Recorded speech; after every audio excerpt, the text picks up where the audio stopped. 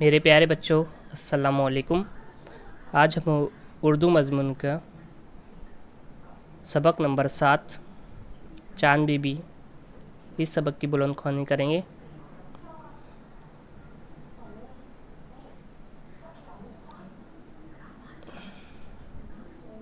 देखिए page number 21 पर।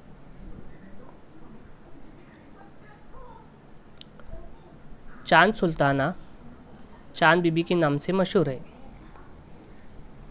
सबसे पहले आपको पता होना चाहिए हमारा सबक का नाम चांद बीबी है, तो इनको ये पहले कौन से नाम से मशहूर थे? ये चांद सुल्ताना, ये चांद बीबी के नाम से, उनका नाम चांद सुल्तान था लेकिन वो चांद बीबी के नाम से मशहूर थे। वो अहमदनगर की बादशाह की बेटी थी।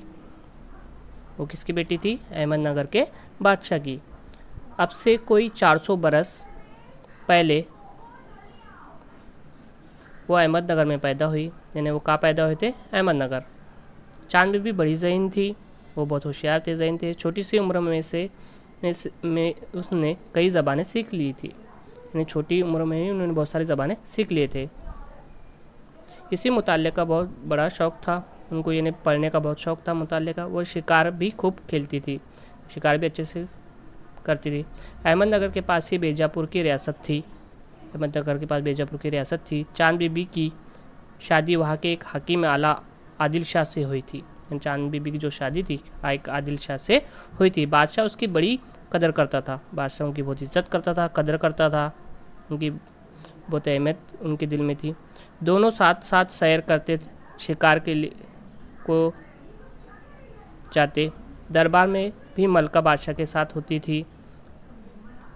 सल्तनत के कामों में अली आदिल शाह चांद बीबी से मशवरा लिया करते थे। यानी दोनों हर काम साथ साथ करते थे, सैर, उसके बाद में शिकार, और वो दरबार में भी उनसे मशवरा किया करते थे। चांद बीबी लोगों से खुद उनके ज़बान में बातें करती थी, इसलिए लोग अपनी मलका को दिल से चाहते थे। वो उसकी बड़ी इज्जत करते थे और वो आम लोगों से भी मिलती है और उनके मसले मसाइल पर भी बात करती थी, इसलिए लोग उनको बहुत पसंद करते थे। चांद बीबी की शादी के 16 बरस बाद उसके शोहर का इंतकाल हो गया।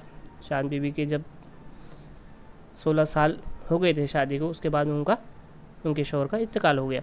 उसकी औलाद ना थी जिसे तख्त पर बिठाया जाता, इसलिए चांद बीबी ने अपने भतीजे को तख्त पर बिठा दिया। लेकिन उनका कोई औलाद नहीं थी, इसलिए उन्होंने अपने तख्त पर उनके भतीजे को बिठाया। उसने अपने नन्हे बादशाह की सरपरस्ती की और बड़ी खूबी और मेहनत से हुकूमत का काम संभाला।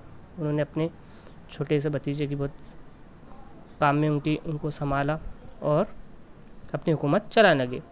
उसने अपनी रियासत में बहुत से कुएँ खुदवाए, तालाब, सड़कें और कई उम्दा इमारतें बनवाए। उन्होंने कुएँ खुदवाए, रास्ते बनाए और बहुत सारी इमारतें भी बनाए। इस तरह उन्होंने अपनी रियासत की तरक्की और भलाई के बहुत सारे काम किए। अपनी रियासत को तरक्की के लिए बहुत सारे काम किए। ये चांद बीबी की तस्वीर है,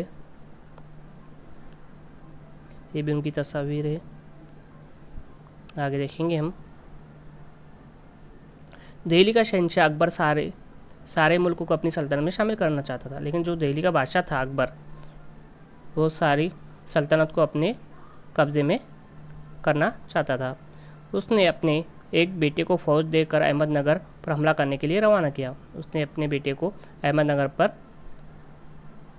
हमला करने के लिए रवाना किया।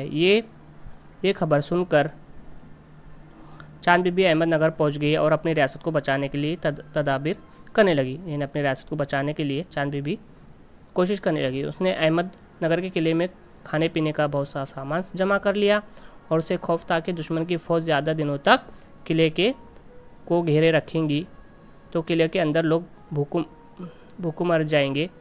उन्होंने क्या किया, बहुत सारा सामान जमा कर दिया और किले के अतराफ़ में जो फ़ौज हमला करने वाली वो रुकेंगी, लेकिन उसके लिए उन्होंने अपने अंदर खाने पीने के लिए बहुत सारा सामान जमा कर दिया। उसने किले की दीवारों और रास्तों पर फ़ौज पहरा लगा दिया, मगर अकबर की फ़ौज ने बारूद से किले की दीवार गिरा दी। लेकिन अकबर की फ़ौज एकदम ताकतवर थी, उन्होंने बारूद से क्या किए, किले की दीवार को तोड़ दिया। चांद बीबी ने टूटी हुई दीवार के पास खड़ी होकर दुश्मन का मुकाबला करने लगी।